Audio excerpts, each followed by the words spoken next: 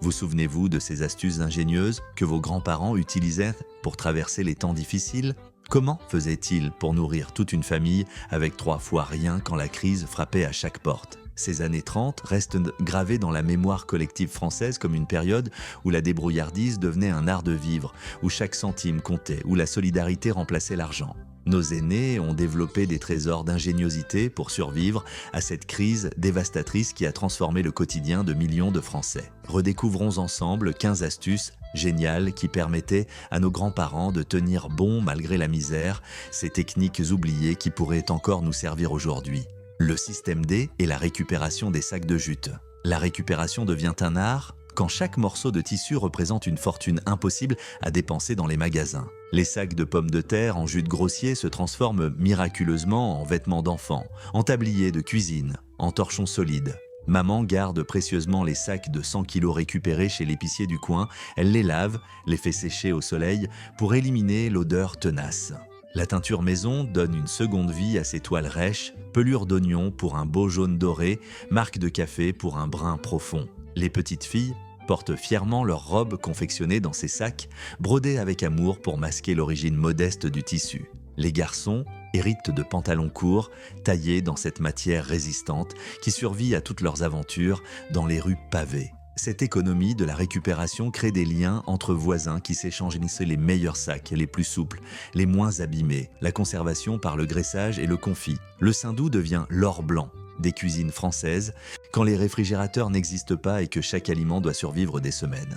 Grand-mère fait fondre religieusement la graisse de porc dans sa marmite en fonte, filtrant soigneusement pour obtenir cette matière blanche immaculée. Les morceaux de viande disparaissent sous cette couche protectrice épaisse qui empêche l'air d'entrer et les bactéries de proliférer. Les bocaux en grès s'alignent dans la cave fraîche, trésors alimentaires qui permettront de passer l'hiver sans mourir de faim. Le canard, le lapin, même les légumes se conservent dans cette graisse miraculeuse qui remplace les conservateurs chimiques modernes.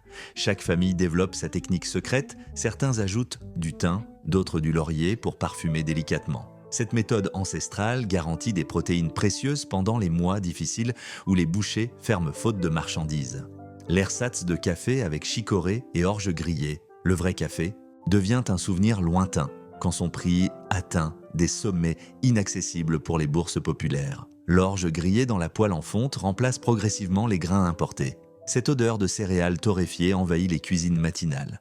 La chicorée sauvage ramassée dans les champs se fait sécher au grenier avant d'être moulue dans le vieux moulin à café familial. Le mélange savant de ces succès d'années donne une boisson chaude réconfortante qui réveille les corps fatigués par le labeur quotidien. Les cafetiers parisiens servent ce breuvage sans honte. Les clients font semblant de ne pas remarquer la différence flagrante. Le marc se réutilise 3 fois, chaque passage donnant un jus plus clair mais toujours chaud et réconfortant. Cette créativité forcée développe des goûts nouveaux que certains continueront à apprécier même après le retour de l'abondance. Le savon de Marseille, fait maison, les cendres du foyer deviennent précieuses quand le savon du commerce coûte plus cher qu'un repas complet pour 4 personnes. La lessive de cendres se prépare patiemment, l'eau s'écoule lentement à travers les résidus de bois pour extraire la potasse naturelle. Cette mixture caustique mélangée à la graisse animale soigneusement conservée produit, après des heures de cuisson, un savon rustique mais efficace. Les femmes du quartier se réunissent pour fabriquer ensemble leur pain de savon, partageant le travail pénible et dangereux. L'odeur âcre envahit les cours d'immeubles, les enfants sont tenus à distance de ces marmites bouillonnantes qui crachent des éclaboussures brûlantes. Les pains séchant sur des planches pendant des semaines deviennent durs comme de la pierre mais nettoient tout admirablement. Cette autonomie retrouvée redonne fierté et dignité à des familles qui refusent de mendier leur propreté. Le potager ouvrier et les jardins familiaux, les terrains vagues se transforment en jardins nourriciers sous l'impulsion de l'abbé Lemire et du mouvement des jardins ouvriers. Chaque famille obtient sa parcelle de terre où cultiver les légumes essentiels à sa survie alimentaire quotidienne. Les dimanches matins voient défiler les pères de famille avec leurs outils sur l'épaule, direction le Lopin Salvateur. Les pommes de terre occupent la moitié de l'espace, base alimentaire qui remplit les ventres affamés tout l'hiver. Les haricots grimpent sur des rames bricolées, les tomates s'alignent sagement, les choux promettent de futures soupes épaisses. Les enfants apprennent à distinguer les mauvaises herbes des jeunes pousses, éducation pratique qui les marquera à vie. Ces jardins deviennent des lieux de sociabilité où s'échangent de graines, conseils et espoir d'une vie meilleure. Le troc et les échanges de services. L'argent disparaît mais les besoins restent, obligeant les Français à réinventer une économie sans monnaie sonnante et trébuchante. Le boulanger accepte de raccommoder les chaussures en échange de son pain quotidien, cercle vertueux qui maintient la communauté soudée. Les carnets de crédit chez les commerçants deviennent la norme. Chacun note scrupuleusement qui doit quoi à qui. Le médecin soigne contre des poulets ou des légumes, l'instituteur donne des leçons particulières contre du bois de chauffage. Les femmes s'organisent en réseau d'entraide pour garder les enfants, permettant à certaines de travailler quelques heures rémunérées. Les compétences deviennent monnaie d'échange, celui qui sait réparer une bicyclette vaut son pesant d'or. Cette solidarité forcée crée des liens indéfectibles entre voisins qui survivent ensemble à la tourmente économique. La couture de ravaudage et le raccommodage invisible. Les vêtements doivent durer des années, quand acheter du neuf relève du rêve impossible pour l'immense majorité.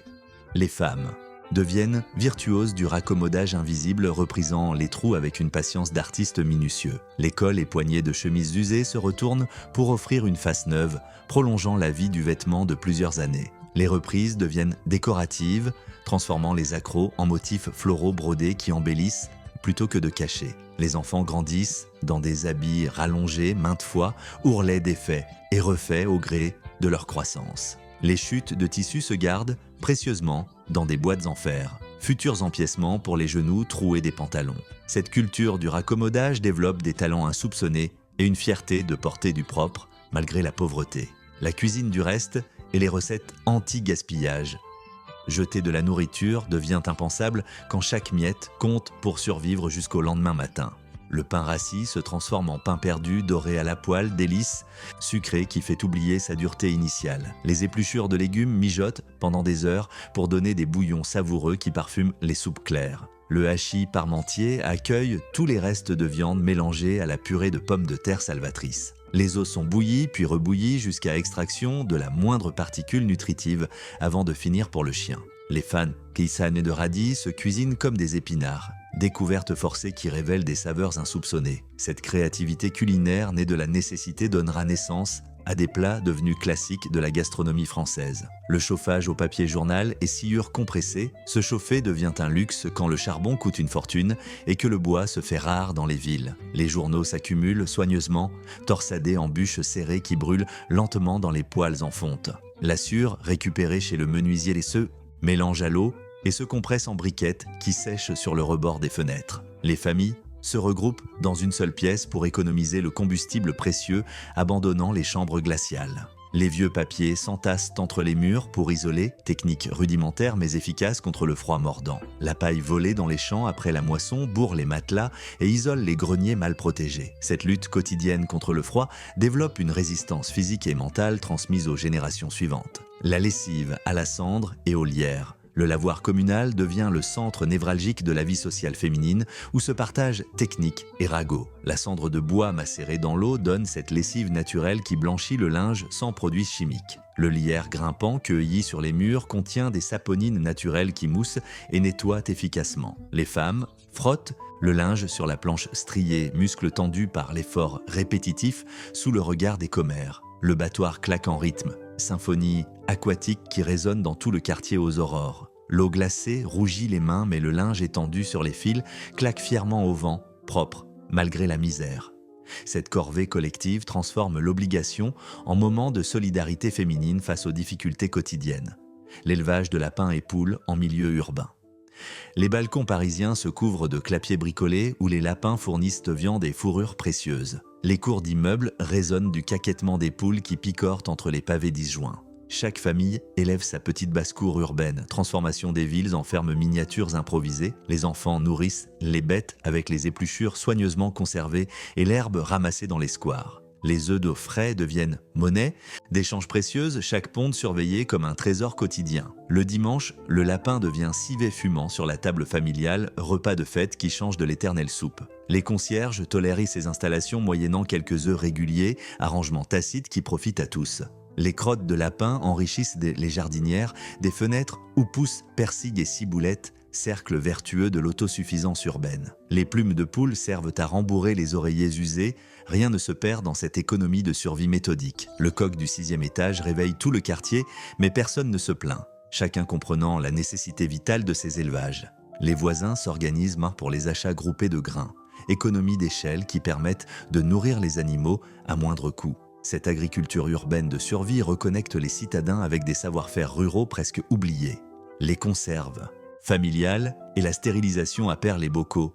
Le parfait s'aligne sur les étagères comme une armée de vers prête à affronter l'hiver impitoyable. La stérilisation selon la méthode à paire transforme les cuisines en laboratoire où chaque minute compte pour la conservation. Les femmes surveillent anxieusement les thermomètres, sachant qu'une erreur peut gâcher toute une récolte précieuse. Les caves se remplissent progressivement de ces trésors en verre, haricots et verres, tomates, fruits au sirop. Chaque bocal porte une étiquette manuscrite avec la date, inventaire méticuleux de la survie familiale programmée. L'ouverture d'un bocal en plein hiver provoque l'émerveillement des enfants qui retrouvent le goût de l'été.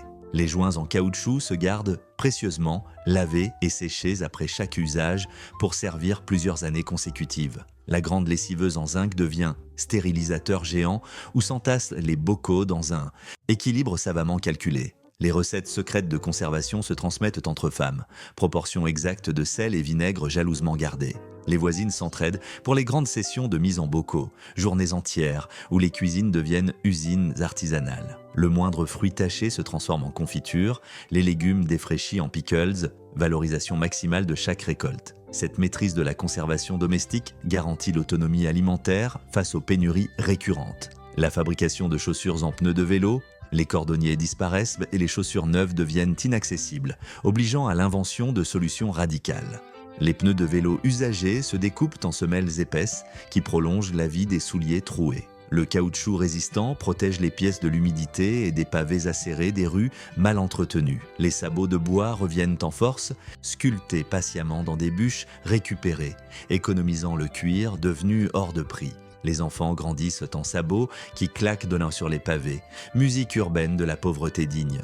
Les chaussures se transmettent entre frères et sœurs, rafistolées 100 fois, mais toujours portables. Les chambres à air deviennent lanières pour maintenir les semelles, élastiques improvisés qui tiennent miraculeusement. La colle fabriquée avec de la farine et du vinaigre fixe les rustines de fortune, chimie domestique qui fonctionne étonnamment bien. Les chaussettes se portent par-dessus d'autres chaussettes trouées, superposition qui masque les trous et garde les pieds au chaud. Les journaux froissés bourrent les pointes trop grandes, technique qui permet aux cadets de porter les chaussures des aînés. Les lacets cassés se remplacent par de la ficelle de cuisine, solution inélégante mais fonctionnelle qui maintient le pied. Cette débrouillardise vestimentaire développe une créativité qui marquera durablement les mentalités françaises. Le ramassage et glanage organisé. Les champs moissonnés voient arriver des cohortes de glaneurs qui récupèrent chaque épi oublié par les machines. Ce droit ancestral permet aux plus pauvres de constituer leurs réserves de grains pour l'hiver approchant. Les châtaignes ramassées dans les bois deviennent farine, soupe, purée, base alimentaire gratuite et nutritive. Les champignons séchés sur des fils dans les greniers promettent des sauces savoureuses pour les jours maigres. Les enfants partent en expédition pour cueillir mûres, noisettes, pissenlits, tout ce que la nature offre généreusement. Les escargots ramassés après la pluie finissent en courbouillon, protéines gratuites pour qui sait les préparer. Les orties cueillies avec des gants improvisés deviennent soupes nutritives, riches en fer, médecine populaire qui soigne l'anémie.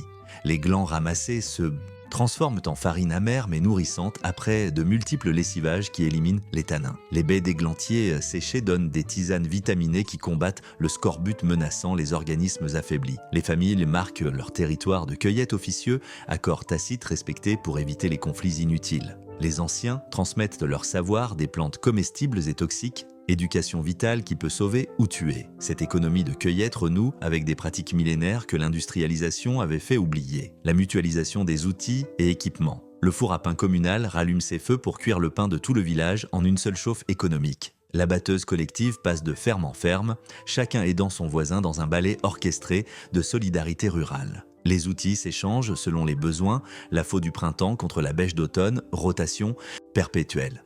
Les pressoirs à pommes deviennent collectifs, chaque famille apportant sa récolte pour le cidre annuel. Les machines à coudre circulent entre les foyers, planning minutieux pour que chacune puisse raccommoder. Le moulin du village moude le grain de tous moyennant un pourcentage, système équitable qui profite à la communauté. Cette mise en commun forcée crée une interdépendance positive qui soude les communautés face à l'adversité. Quelle astuce de survie de vos grands-parents vous a le plus marqué? Quel souvenir de débrouillardise résonne encore dans votre mémoire familiale? Partagez dans les commentaires ces trésors de sagesse populaire qui méritent d'être transmis aux générations futures. N'hésitez pas à liker si ces techniques oubliées vous ont rappelé les récits de vos aînés. Abonnez-vous pour découvrir d'autres pépites de notre patrimoine français de résilience et d'ingéniosité.